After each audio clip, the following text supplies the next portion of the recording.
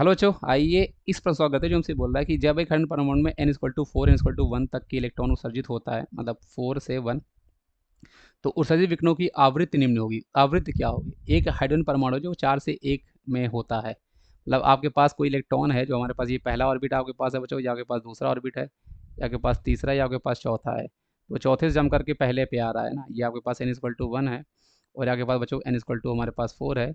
तो 4 से जम करके 1 पे आया तो एनर्जी को इमिट कर रहा है, तो आपको इसी एनर्जी का देखो, तो आप क्या करो, इस एनर्जी की वैल्यू निकाल लो, है ना, क्या होगी, और उसको फिर आप लगा के सॉल्व कर दो। तो बस यही आपको करना है इस क्वेश्चन में, ज़्यादा कुछ आपको यहाँ पे करना नहीं है। अब ये वैल्यू आप कैसे निकालोगे? तो आपको पता है बच्चों, एनर्जी का हमारे पास जो फॉर्मूला होता है रेडबर्ग, आप यहाँ पे एनर्जी निकाल लेते चौथे से पहले वाली, है ना। तो आपके पास यहाँ पे हमारे पास जो एनर्जी आपके पास आती, तो आप E4 माइनस E1 कर देते, तो आपके पास एनर्जी है। तो E4 करने के लिए देखो, हमारे पास फॉर्मूला एनर्जी का एक ये वाला भी होता है बच्चों, -13.6 Z square by N square होता है, लेकिन ये इलेक्ट्रिक वोल्ट पर एटम वाला आपके पास होता है। इस क्वेश्चन में उसने हमसे जूल का पूछा है, तो जूल वाला यूज़ करोगे, तो जूल में 2.10 पावर 18 होता है। तो आपके पास बच्चों 2.18 इंटू 10 टू द पावर -18, है ना, माइनस में आपके पास होगा, और इंटू जेड, क्योंकि हाइड्रोजन तो 1 ही है, तो वो जेड का 1 का स्क्वायर, और एन हमने बोला 4 के स्क्वायर, तो 4 के स्क्वायर होगा, उसमें आप माइनस करोगे,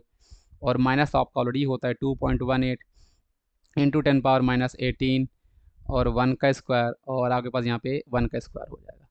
अब माइनस आपके इधर आके सिंप्लीफाई हो जाएगा, 2.18 आपका ये कॉमन आ जाएगा, तो वही सब कहानी है।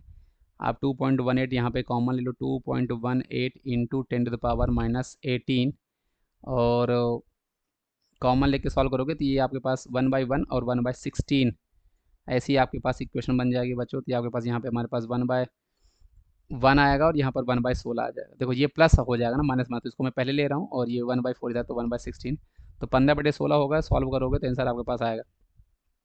तो ये आपके पास 2.18 इंटू 10 पावर -18 है, इसको आप 15/16 कर दोगे तो आपके पास आंसर निकल के आ जाएगा। तो ये सॉल्व करने पे हमारे पास जो आंसर आएगा वो आपके पास देखो 15/16 मतलब 0 पॉइंट कुछ वैल्यू होगी, उसमें आप मल्टीप्लाई कर दो तो आपके पास आंसर। तो कैलकुलेशन बच्चों आपका फास्ट होना चाहिए, आप देख सकते हो कैलकुलेशन आपके पास किस लेवल की पूछ लिया करता है। तो ये आपके पास हमारे पास 2.04 इंटू 10 पावर -18 है। अब इसी एनर्जी से हम वेवलेंथ निकाल सकते हैं, तो उसके लिए हमारे पास जो फॉर्मूला होता है एनर्जी इक्वल टू हमारे पास क्या होता है बच्चों, Hc/λ। आप ये लगा लेते, तो एनर्जी हमारे पास बच्चों आपके पास 2.04 इंटू 10 पावर -18, इतनी एनर्जी का डिफरेंस है। H आपके पास 6.62, है ना। यहाँ पे मैं पहले तो बाउंड्री खींच दूँ, है ना, ये अलग है ऐसे।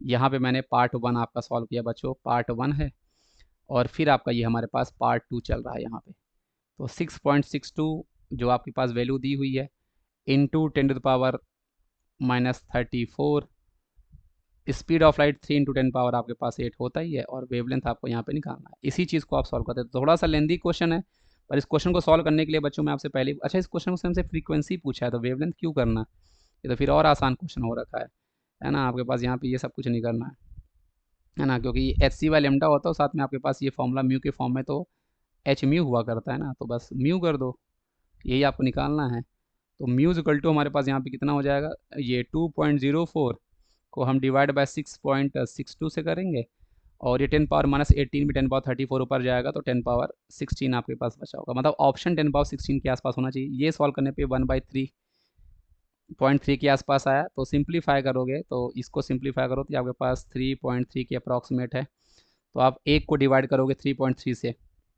1 डिवाइड बाय आप करोगे 3.3 से, तो 0.3 के अप्रॉक्सीमेट होगा, तो वो 3 इंटू 10 पावर 15 के आसपास आंसर जा रहा होगा, जो कि आपके पास ऑप्शन नंबर तीसरे पे मैच कर रहा है, और वही हमारे पास क्वेश्चन का सही जवाब आपके पास हो जाएगा। आई होप आपको पूरी चीज़ें समझ में आएंगी कि हाइड्रोजन परमाणु हमारे पास ये सब चीज़ें आपके पास यहाँ पे लगने वाली है।